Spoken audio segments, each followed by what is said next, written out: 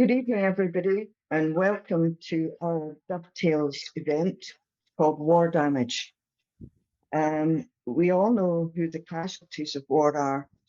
We see them on the news every night. We see mothers cradling their starving children, whole families on the move, fleeing the bombings of their villages and towns. We see bodies lying mangled. But we never look at the damage that war causes to the soldiers. There are figures from the US which are really startling. 44 veterans a day die from suicide. Since 9/11, over 7,000 American soldiers have died in conflict. Over 30,000 of them have died at their own hand. And in Britain, we had 16,000 British soldiers sleeping rough at one point. That figure has come down a little lately, possibly because they died off. 4,000 of them are serving time in jail. Many of the rough sleepers have drug problems, and most of them are suffering from post-traumatic stress. We're all complicit in the continuation of war. We bring up our boys to think that being a man involves violence. We cheer the troops on when they inflict damage on other human beings, but we never think about what it costs those men to do it. And we have two special guests tonight who are going to tell us a little bit more about that. I'm going to introduce, first of all, Alistair Renwick. I should give him his full title. And Ali joined the British Army at 16 years of age and served for a number of years. Can you tell us a bit about your experiences of the army and why you joined? Well, I was born in 1944, which was, so I was a war baby, the Second World War, and I came up through the 50s and 60s. Now, there wasn't much work around in Scotland at that time, and I was looking around and I sort of believed all the things about the establishment and that, I wasn't a dissident then, so. And I saw these ads about the army, you see, join the army, learn a trade and that. And there was lots of ads too about, do sport, join the army, do sport, go around the world, all this sort of stuff. So I inquired at the army recruitment office and they said, well, I was 15 then, you see, and I was just coming up to leave, school leaving age. So they said, well, why don't you go to one of our army apprentice schools, and learn a trade? So I said, oh yeah, fine, that's great, you see. So I actually took the oath of allegiance while I was still 15. But the week I went to the army apprentice school, I turned 16. So I was in their army apprentice school for 3 years, and I learned a trade, and I went through all of that. Now, I did try to buy myself out in the last year of the army apprentice school, because in the army apprentice school, I'd met some of the education corps were some of the old national service blokes. They were the ones that national service had more or less ended then. But some of the guys who had gone to university had the national service deferred for a couple of years. So they were teachers. They were acting as teachers in the army apprentice school. And some of them didn't want to be in the army. They didn't like the army. And they started talking, they would give you sergeant major jokes and stuff like that, and I'm going, no, you can't say that about sergeant major, And then I thought, perhaps they've got a point there. So it was them really that started me off sort of getting a bit disaffected from the army. And then at the end of it, I thought, no, I don't want to go in, into the full army. So I tried to buy myself out, but they said, no, you've been in an army apprentice school. You've got to stay here, you see. You've got to do 12 years before you get out, you see. So then I went into engineers. I went into the engineers. That was the regiment that, because I'd done a trade in that, you see. so Royal Engineers. So I wasn't actually involved in any conflicts, but I was there during the main part of what they called the Cold War, because one of Britain's allies in the Second World War had been Russia, you see. And after the war ended, gradually the West turned on Russia and said, and you know, the Russia became a main enemy, you see. And my first posting in the engineers was to West Germany. And at that time, we were doing these big NATO exercises. And all we were told was the commies are there in East Germany, and you're here in West Germany, and they're going to come across the border at any time. They're really aggressive people. And they've got all these tank battalions, and you've got to stop them. So all the time as in West Germany, we were doing these great big NATO exercises designed to stop the commies coming.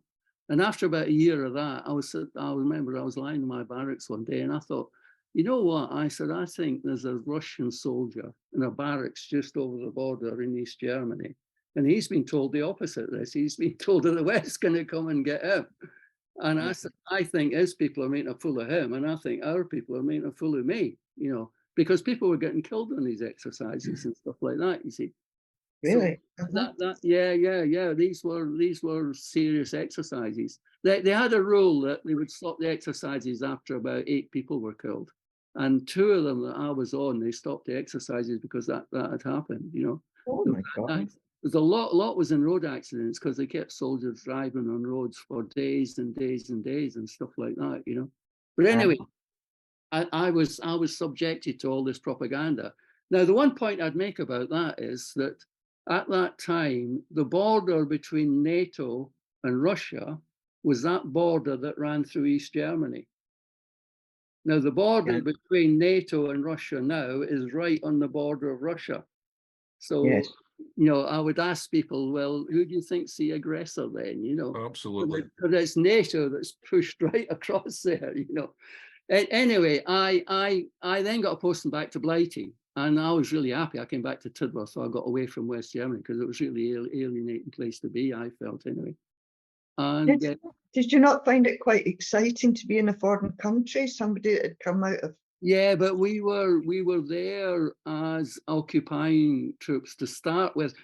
By the time I got there, that was wearing off, and we were there mainly as this bulwark against the commies, right? You know, and all of this.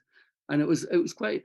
There was a Scottish playwright, McGrath. I think his name was it? McGrath? Yeah. Well, he wrote this. He was in the National Service, and he wrote this book, guarding the Bofors guns, and they made it guarding what? Guarding the Bofors guns. Events while guarding the Bofors guns, and it was first of all a play, and then they made it into a film, and it shows the alienation that there was amongst the Scotties while you were serving in West Germany. It's a really good film actually to catch that alienation that went on. Anyway, when I got my posting out of there, I thought that's me finished with all of that.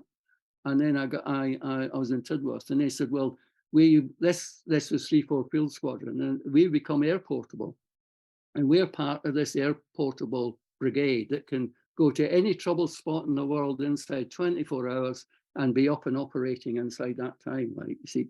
So I was there about a month or so, and they said, right, we've got to go. We're going out to the Far East. We've got to go to Brunei, because there's a rebellion there and we have to put it down, you see.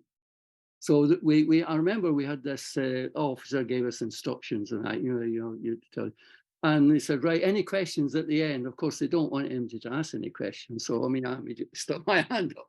And I said, isn't Brunei, isn't that a place where a sultan's running it? I said, is that a very democratic place when you got a situation like that? And the officer that was given the talk, he didn't like that. He didn't like that question at all. So they skipped over it, you see. And then afterwards, of course, he gave me pelters for having stuck my hand up and asked questions.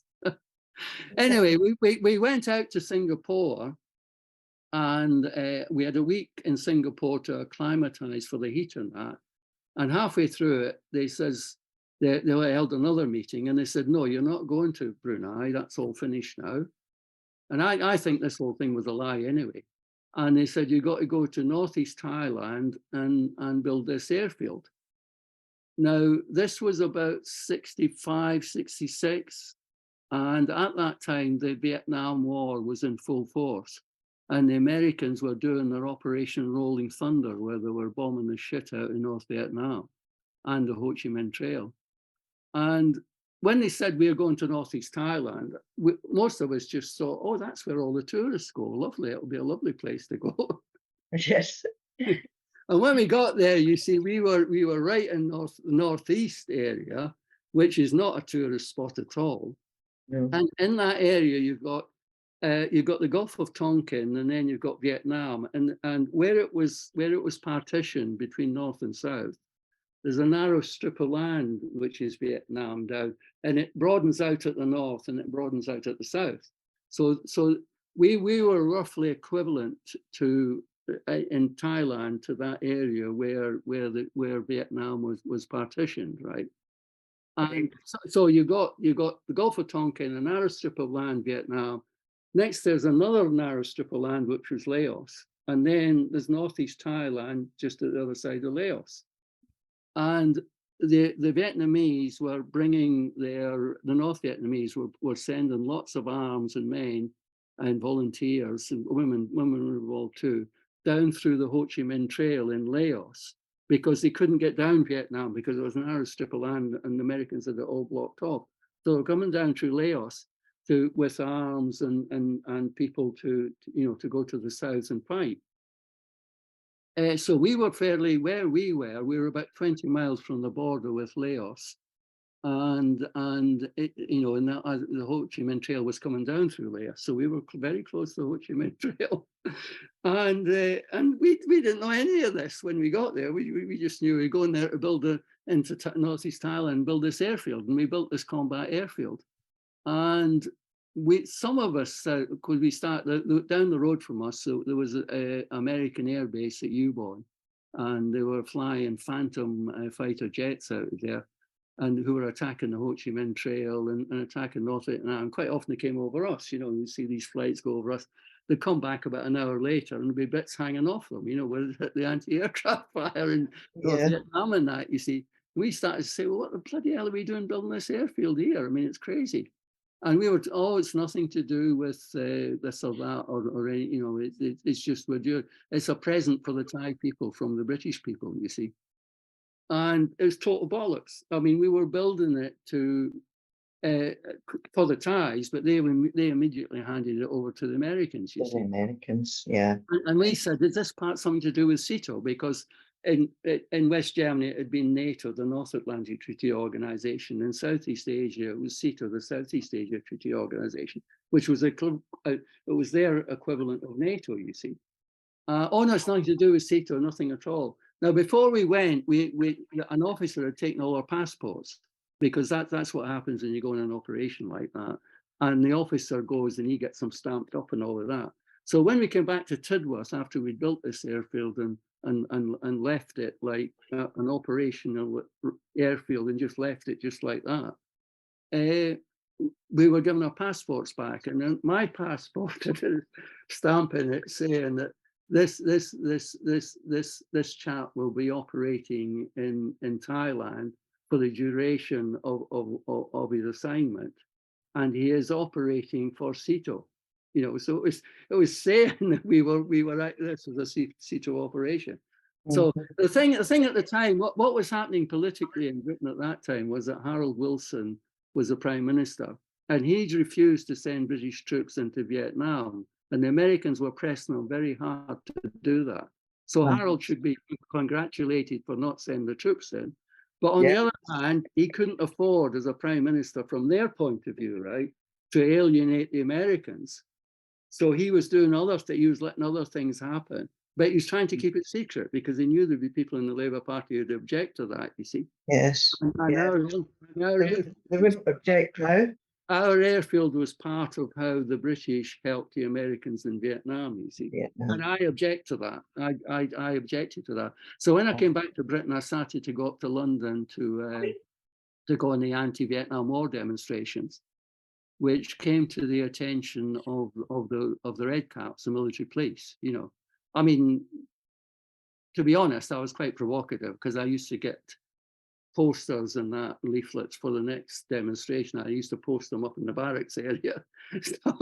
So that did cause a bit. I liked what you said about they knew you weren't right because you were ordering the Morning Star or something from the. Yeah. Well, I also put in an order for the Morning Star too, like, you know, and that didn't go down well at all. And anyway, I ended up with the SIB, who are the Special Investigations Branch of the military police, and they were making monthly reports about me, you see. So in the end, I with this unit, we used to have these flap outs. It usually ended up in Salisbury Plain, and they said, you know, and these were supposed to be like training for us having to go to an emergency somewhere. And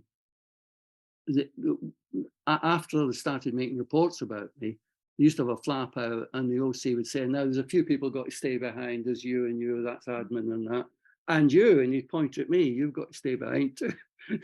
So I had an OC's interview, I demanded an OC's interview, and I said, why am I staying behind? So he said, well, you know, the SIB's making these reports about you. So I said, well, I'm going to apply to buy myself out again. And I'd done it about 5 times by that time, and they'd always refused me. And I said, well, wouldn't it be in your interest and my interest that this one goes through, sir? And he didn't say anything, but he just looked at me, and then the Sergeant Major marched me out. And I put in my application to buy myself out, and he came through this time. So that was at the end of 78. Mm-hmm. And I'd also served for a short period in Kenya. That was after they got their independence, because we kept training areas there, and in Cyprus too. And I saw things there. And then I was in Northern Ireland for a short time, but this was at the start of 78. So it was, well, it wasn't, certainly it wasn't passive, but for the soldiers, it was passive at that time, you know. Mm-hmm. But I could see then that there was trouble coming, like, you know. So, and Michael, can I turn to you? You actually did serve in Northern Ireland when that trouble started to. Yeah, I was there in Belfast, 1981. What tell us about how you joined the army? I mean, was it a case there weren't many jobs, or? I think it was there from the off, from your very, very, very young age. I was born in 1960, so I think we were all brought up with a Hollywood version of what war is. You know, the Yanks are coming and all this nonsense. And if the British made a war film, it was all these dead SA chaps, yeah, okay, you know, and all that stuff. You know, they like to, it was only the upper classes that fought the war, you know. So from a very early age, we were brought up to think that to be a soldier was something. I had my Action Man doll, I had my Johnny 7 machine gun, I read all these stupid war books. So from about the age of 5 onwards, we were programmed very much so to think that to be in the military was to be something. And that grew as I grew. And I was always threatening to join the army because I never had a good relationship with my father, and he said I wasn't tough enough to make it, which made me more determined to get into the military. I tried when I was 16, but my school record wasn't very good because I used to play a lot of truant, because I'd had enough of the bullshit at school. So they wouldn't allow me in. And then I tried again when I was 18, but by this time I had an assault charge against me. And God forbid they let people with violent tendencies into the military. It just wouldn't do, you know. So by this time I had moved to London, to the bright lights, and I was 20 years old by this time. But I had at least the experience of looking after myself, you know. I wasn't completely green. Plus, as a youth, I was in the Army Cadets for a while, and but the job I had in London, I was a security guard, and my boss at the time was a former member of the Scots Guards. And I had started to dabble in hard drugs at that time. So he kind of coerced and pushed me to join in the military. And because of him, I joined the Scots Guards in 1980. Mm-hmm. And I arrived at the Guards Depot, which is, well, the first thing you do when you get off at Brookwood Station is you remove your brain and replace it with a Guards manual.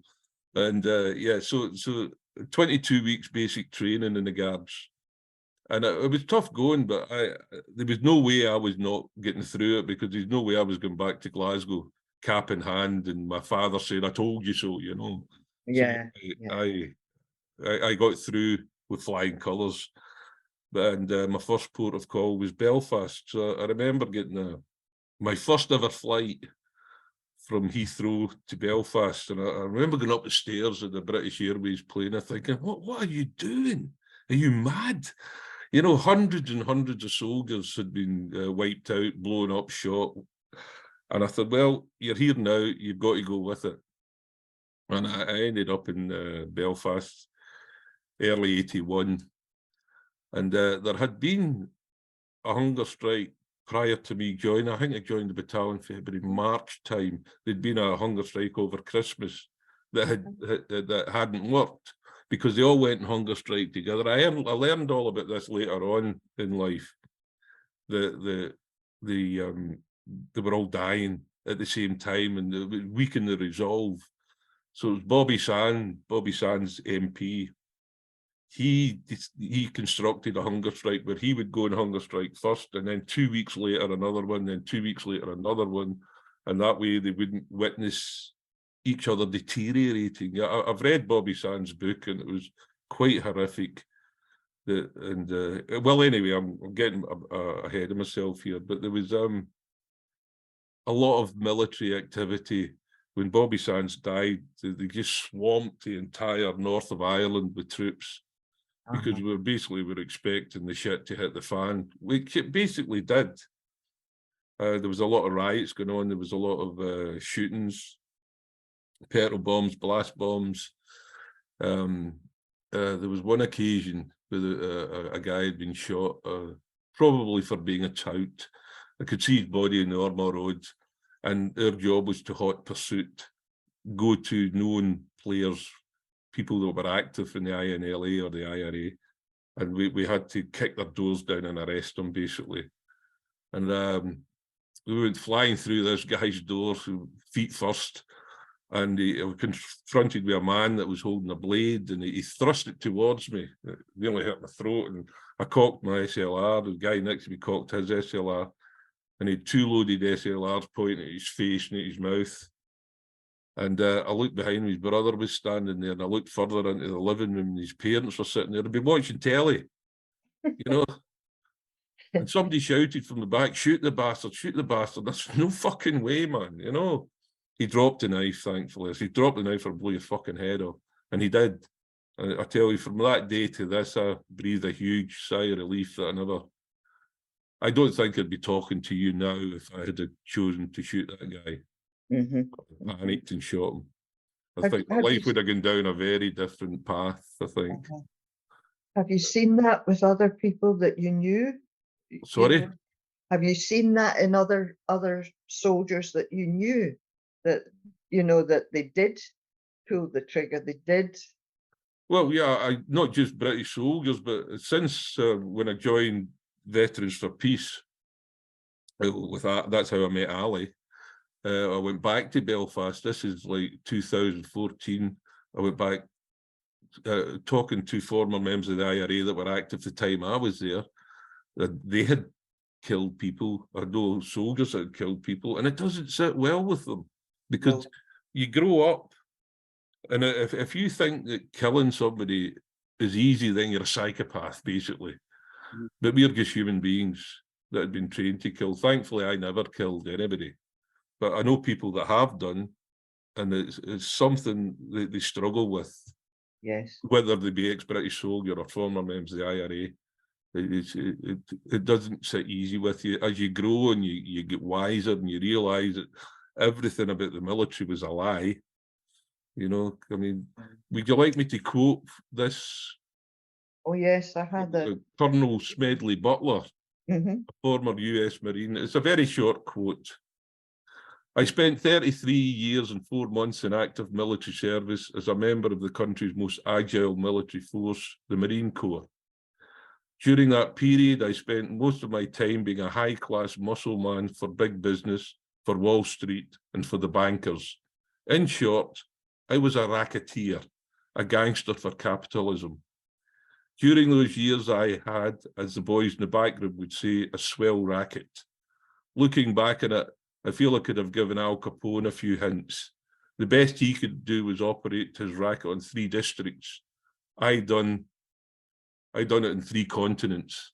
And that's Colonel Smedley Butler from the US Marine Corps.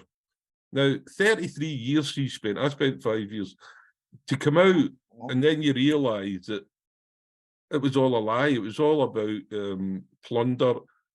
Your soldier, your average soldier, is just an accessory to the rich man's plunder, or a defender of his already ill-gotten gains. You know, if you... One of the things that I think Ali has written about brilliantly is that he said the British Army is a cult. Oh, yeah. And this training that it takes away, you know, your ability to make your own decisions and think for yourself. And being called a cult is bang on. It is the ultimate cult. You've got your God, which is the regimental sergeant major.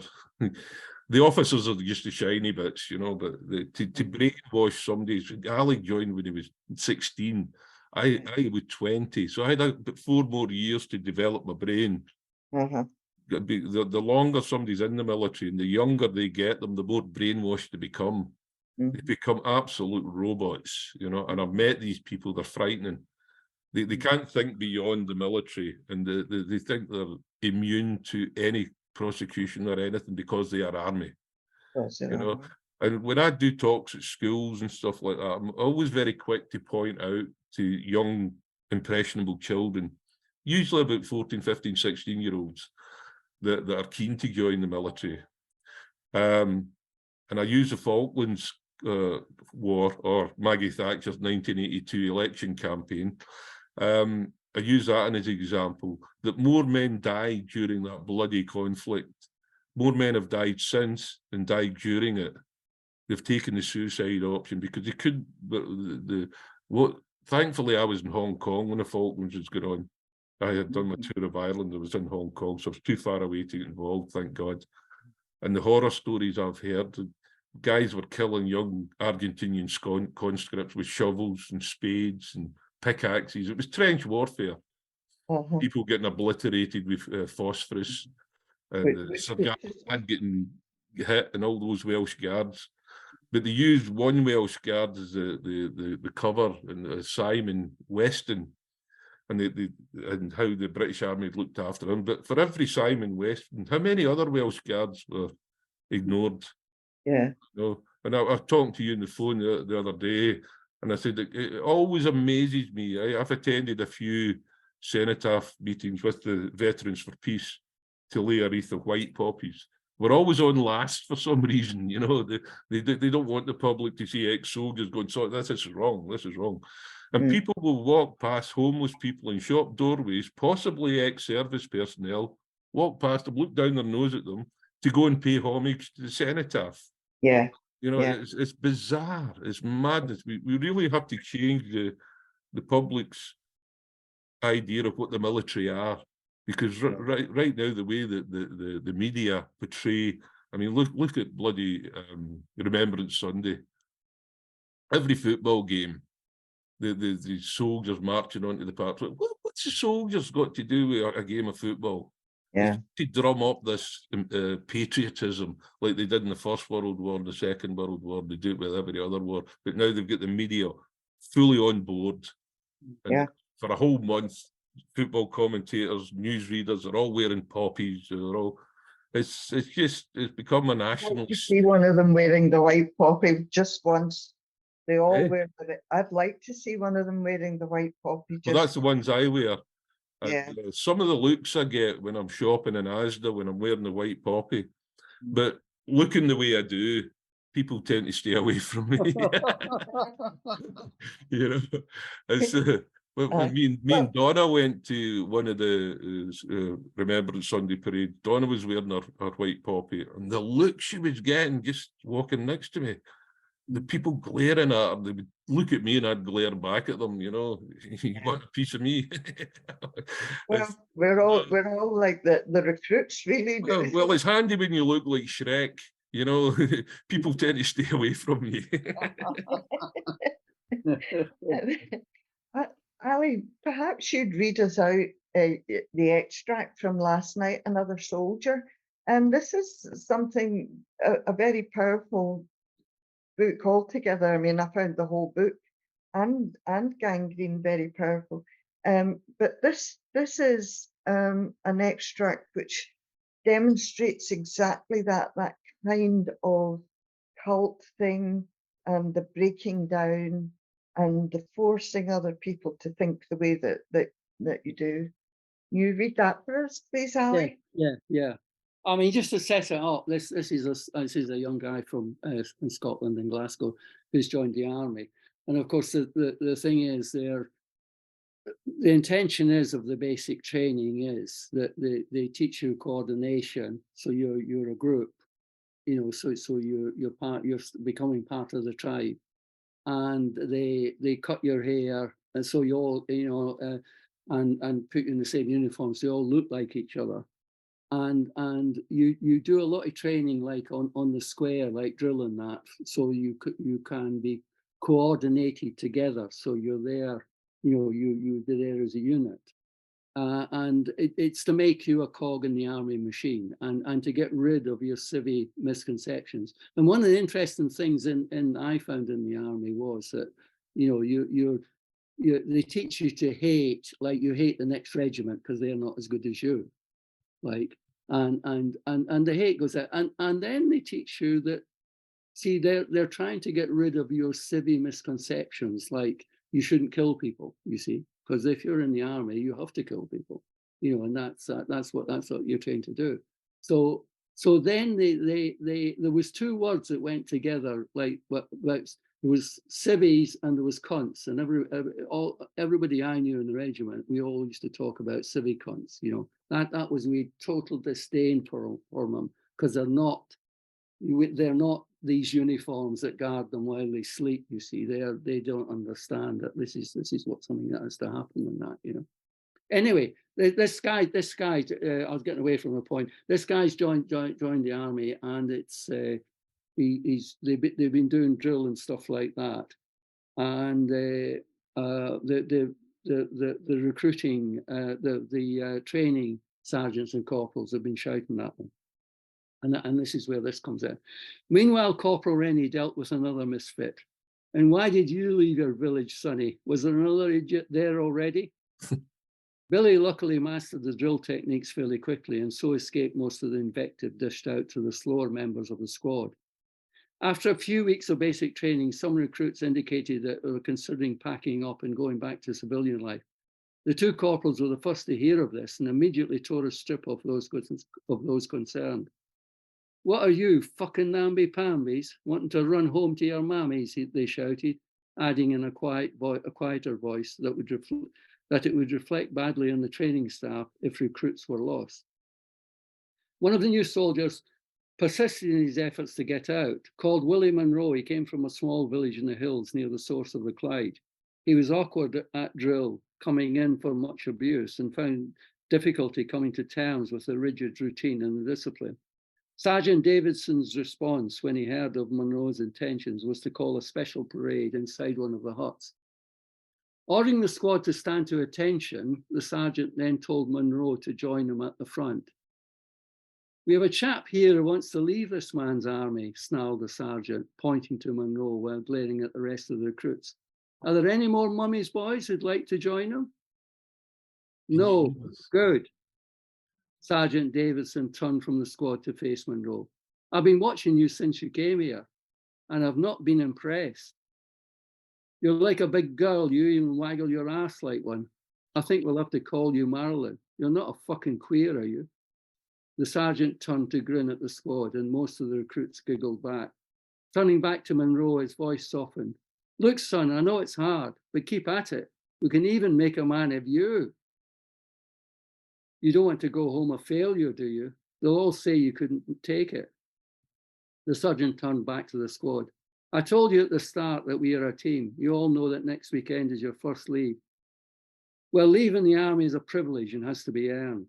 Sergeant Davidson indicated Monroe. If Marilyn here fucks off, then that reflects badly on the staff, but especially me. The sergeant juts his thumb into his chest. I won't take that lying down, so I propose a deal. You persuade him to stay in and give this man's life a chance, and you'll get your leave as promised. Fail and it's cancelled, and I'll have you out Saturday and Sunday square bashing. The sergeant glowered at the assembled recruits and then at Monroe before shouting, dismiss. Now come here, Marilyn, dear. Monroe heard the voices and looked around scared. Don't run off, we just want a little chat. And afterwards, as a special treat, we'll let you give us a wank with your sexy little bum, you fucking Nancy boy. A group of recruits descended on Monroe and carried him off bodily. Later, the word went round that he'd retracted his application for discharge and the weekend leave was still on. Billy noticed that from then on, Monroe always appeared dispirited. Though he completed his training, he became the butt of abuse from the recruits as well as the training staff. And Monroe continued to be called Marilyn from that day of the parade in the hut. Thank you very much. I've witnessed similar, Jean. Yeah, very powerful. I've witnessed similar levels of bullying. Yeah. And it sounds as though that's what is supposed, that is what is supposed to make you all bond together. And they create this gang mentality within you. That's right. And if somebody's, and it's group punishment, so if somebody's messing up all the time, they will punish you all. And of course, the individual that's messing up all the time is eventually going to get rounded on and picked on. And I witnessed this with a thing called a ceremonial bath, where this guy was a Coldstream guard, and he was always in dog order. He was always lagging behind in the runs. He was never. He was always a bit of a mess. He didn't know how to look after himself. I'm sure the guy had mental health issues. Anyway, the pack turned on him. And I didn't participate in this, but I watched it, but I didn't do anything to stop it either. And they filled a bath full of water. They peed in it. They emptied ashtrays in it, put Vim and all sorts of cleaning products, and threw his naked body in the bath and scrubbed him with bass brooms. That guy was gone within a week. He had just got now. What did that effect have on that guy? The rest of that man's life. That incident. I didn't do anything to stop it because all I was concerned about was getting through the training myself. So even though I didn't participate in it, I watched it. And sometimes I get a surge of guilt that I never actually done anything to stop it. Yeah, that's just where we were at the time. But yeah, I could give you loads of incidents, very much like what Ali was talking about, of the pack being not ordered. You know that film, A Few Good Men, Code Red? Yes. Yeah. That existed. If there was somebody messing up, then the pack would turn on that person and make his life hell. Yeah.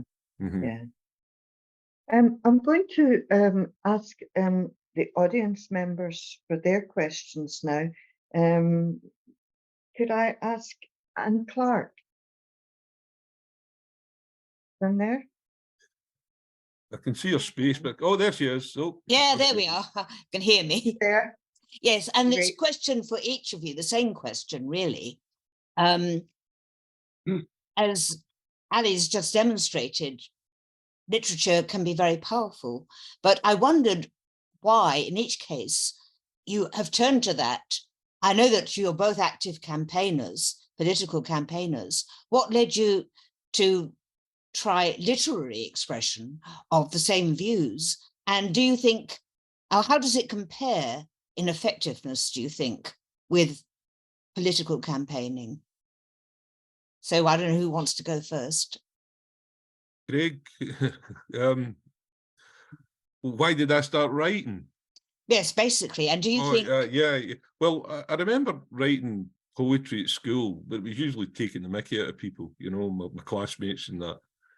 But when I left the army, I was living in Surrey at the time, and very, very quickly, I was like a loose cannon.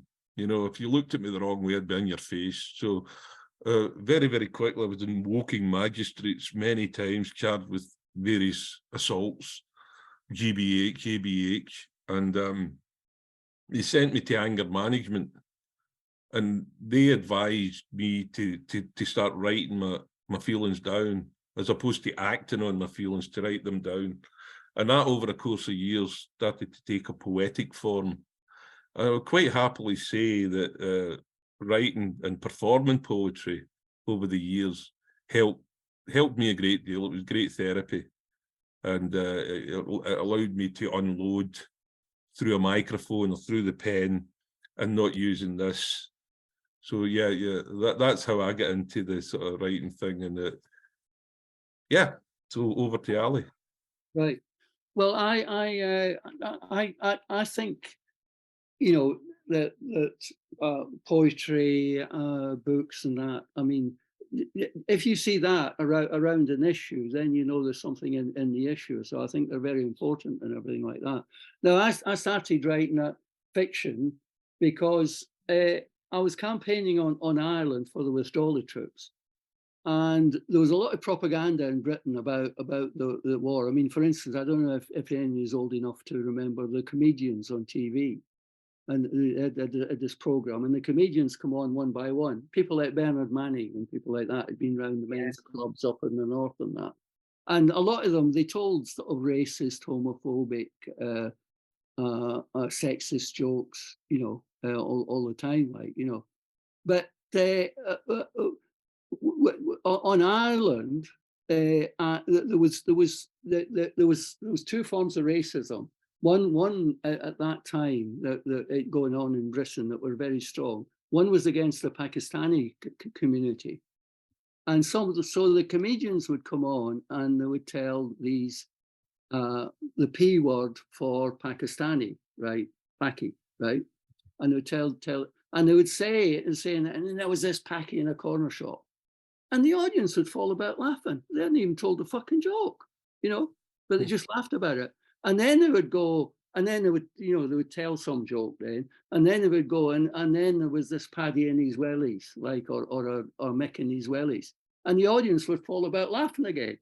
So just the thought of an Irish person in wellies or a Pakistani in a corner shop, they just laughed. I mean, so that when I looked at that, I knew there must have been a level of stereotyping going on in Britain to create that atmosphere where people would just laugh at that notion. And for Ireland, you see, that created a sort of situation where it made it easier to say what was happening to British troops in the north, you see, because if you had to explain the political situation and the troops were acting as an occupying army, and they were being quite brutal against the people there, although obviously they were also getting quite a bit of brutality thrown back at them. That was a difficult thing to do. But if there was this view around, the Irish were, one, were stupid, and two, they were prone to violence, that meant that you didn't really have to, you know, you didn't have to explain it. Our boys are peacekeeping. They're there. They're just helping old ladies to cross the road, and then stupid and violent Irish are attacking them, you know. So now, as part of this, there was also a range of these thriller books that were appearing in the bookshops about Northern Ireland. And these were all basically the same. Our boys were, it was more or less the Nazi version, actually. They were all over 6 feet, blonde hair, blue eyes, incredibly handsome. You both are. And then the Irish that posed them had bad teeth. They looked funny, and they were small, and they were decrepit. And you thought, I wonder how they're managing to stand up to the British soldiers. But never mind that. There was this sort of portrayal, and it was a total stereotypical stuff. And I had a collection of them that went over 100, and I think there was about 300 or 400 written during the 30 years of the Troubles. So I decided to write a book myself that would be partially a thriller, but would tell the opposite side of the story. Yeah. So one would be, there would be about two people. One would be a young lad who would join the army in Scotland and go there as a soldier, and the other would be a young woman in Belfast who joined the IRA, the other side, and what motivated them and what they found out, you know. So that's why I started. That's why I started writing in that, you know, to put the alternative point of view. Mm. It's a great Yeah. book. Yeah. I Thank you. recommend it. Thank you, both of you. But I'd still be interested to know whether you think writing works differently or better or just differently from political campaigning in affecting people, persuading people to change their mind. Personally, I think it can start it off, you see, because I mean, I remember when I was in the army apprentice school, I came back to this area in Scotland where I lived, and I used to get a bus. It took about an hour to get a bus to Dumfries, and I used to go up to Dumfries when I was on leave, like, and because there's a couple of cinemas there, and I'd go around the town for a bit, and then I'd go and see what's on at the cinema. And so I went there this time, and All Quiet on the Western Front was on. You know that, and Yeah. they just made a new version of it actually in German, like, and it was from a German book. And I went and saw that, and I come out, and my head was shaking because I was thinking, that guy's talking about the propaganda war and the propaganda around the war, and I've never thought about that. And that started me thinking about all that sort of stuff and how they create this wall of propaganda to make you patriotic and you want to fight and all of this, you know, and the difference between what that propaganda is portraying and the actual real thing is just tremendous. You know, there's a huge gulf between it, which you try to keep secret. So that started me off. And then with songs, you see, songs is another thing. I remember when I was in West Germany, I went in this place, and I got this album by Buffy St. Maria. I don't know if you've heard of her. And Yeah. she was a Native American. And one of the tracks on it was Universal Soldier. And I used to play Universal Soldier at full volume in all the barracks I was in, because I thought it was fucking great, like, you know, because it was asking questions and it was saying this is going on and going on and going on, and it'll continue to go on while we let it, like, you know, this thing about soldiers going into wars and that, you know, and it's always the same thing, loads of propaganda, they go into wars, and then it's horror, you know, and all of that, you know. Oh, thanks. Yes, that answers that. What about you, Mike? Well, definitely people like Bob Dylan's songs that he sang, and various other ones, Pink Floyd, The Wall. So yeah, I've been influenced by these sort of it was when I joined Veterans for Peace and I started talking to other guys that had experienced what I had experienced. I began to think, God, that's what was wrong with me. So that being able to communicate with like-minded people, not just writing or reading books, but just to talk to people and say, I get it now. My head was messed up. And I was so violent because of my experiences, you know, I was reenacting them. As Ali said earlier, you're brought up, you're trained in the military to treat civilians as civvy cunts. You know, and if you've got that disregard for your own civilians, what kind of regard are you going to have for the Irish or the Afghans or the Iraqis, you know? So, yeah. Thank you. Thank you. Sorry for using the C word. Sorry. I don't think that's the worst thing that is going on in the world. No. Jim Aiken has a question. Yeah, I have to say, guys, Alistair and Michael, it's a terrific. You've been there, you've done it, you've come through it. That's a great thing. You guys have come through it. But I was thinking when Michael was talking about the cenotaph, I don't know if it's just me, but have you all noticed in recent years that poppies have got bigger and bigger? Absolutely. Yeah. Fashion accessories. Yes, they get bigger and bigger. And anyway, my question is to you both, and I think I know the answer I'm going to get, but never mind, I'll ask it. President Biden was recently in Ireland, and he spoke to an audience in Belfast. And very seriously, he said to the audience, only with peace comes economic opportunity. Now, the same man is responsible for selling the greatest number of arms throughout the world, and he's flooding Ukraine with arms at this moment. So I just ask you about the hypocrisy of that, or if you think it is hypocrisy. It stinks to high heaven. Yeah. You know, I mean, but look, you got to get real about this. Biden and all the rest of them, they're just puppets. They're just mouthpieces. The same as our prime ministers. They're selected, they're put there by the powers that be, the 1%, if you want to call them that. So they're just script reading puppets. So, but yeah, the hypocrisy is beyond my comprehension. You know, the way they're talking about Russia being aggressive when America and the UK have been responsible, the Europeans, for the plunder of India, Africa, Australia, America, you know. It's, but it's the way that people fall for the bullshit all the time. You know, and voices like mine and Ali's are very seldom heard on mainstream media because they just can't have dissenting voices. They need people nodding their heads and clapping their hands every Thursday night to keep the propaganda going, you know. So they're very good at silencing people like myself and Ali. And even Russell Brand, he's been banging on about it. You'll never see him on mainstream media again. No. He's getting pushed right to the background, same as George Galloway has. And anybody that has got something wise and sensible to say about the official narrative will get pushed out. Matt Letizia, a perfect example. He spoke up about I don't want to go into vaccines and all the rest of it, because that's not what this is about. But he spoke up against it, and he was sacked by Sky and BBC immediately. You know, so yeah, they're very good at keeping the propaganda machine going. What do you think, Ali?